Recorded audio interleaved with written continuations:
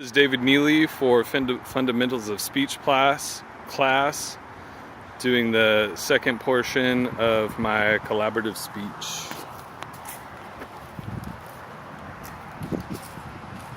Thank you, Andrea, for the introduction.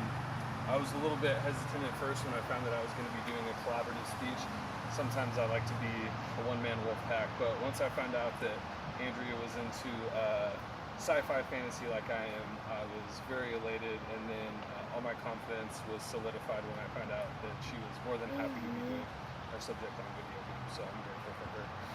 In her speech, Andrea introduced us to attention processing and reaction times that are gained from action games, motor functions that are gained from platform games, and the economic portions, team playing, and strategy of MMORPGs.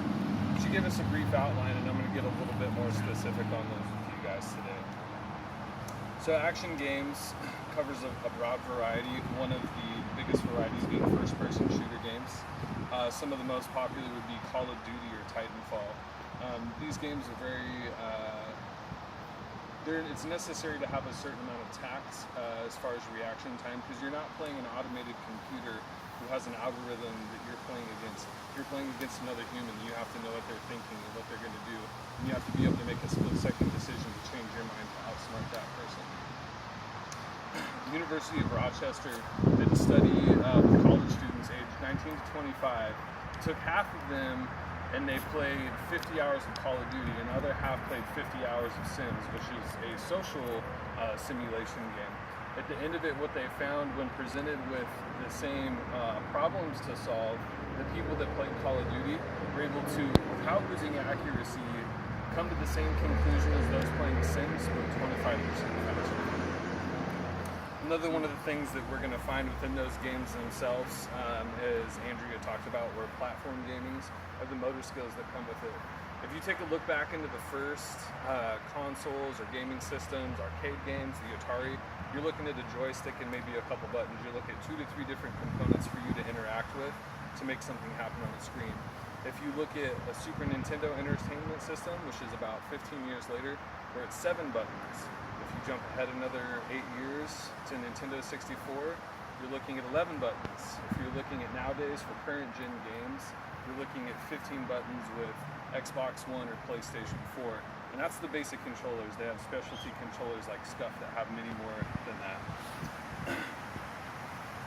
The research journal PLOS ONE found that doctors who spent an average of playing the Wii 1 to 2 hours a week for months were actually able to be more precise and faster when they were doing practicing with their laryngoscopes. So when they're sticking cameras down people's throats in medical procedures, they were actually better at it after playing video games.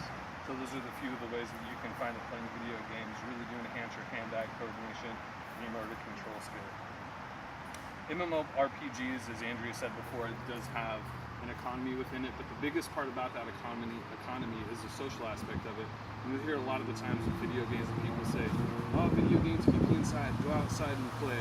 Although necessarily you have the physical aspects of it, children actually aren't really missing out on the social aspects of it. In fact, scientists at the University of Oxford have found that kids that play moderate video games are more well adjusted, and they have a much easier time communicating and problem solving with kids their own age.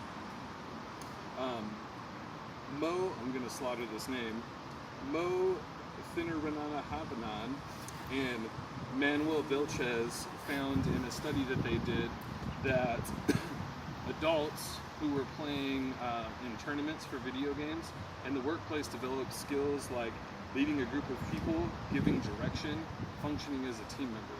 All of those were developed from their game playing and weren't developed in the workplace themselves.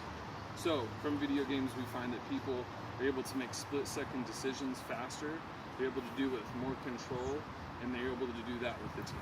Thank you guys for your time, and thank you, Andrew, for your introduction. I appreciate it.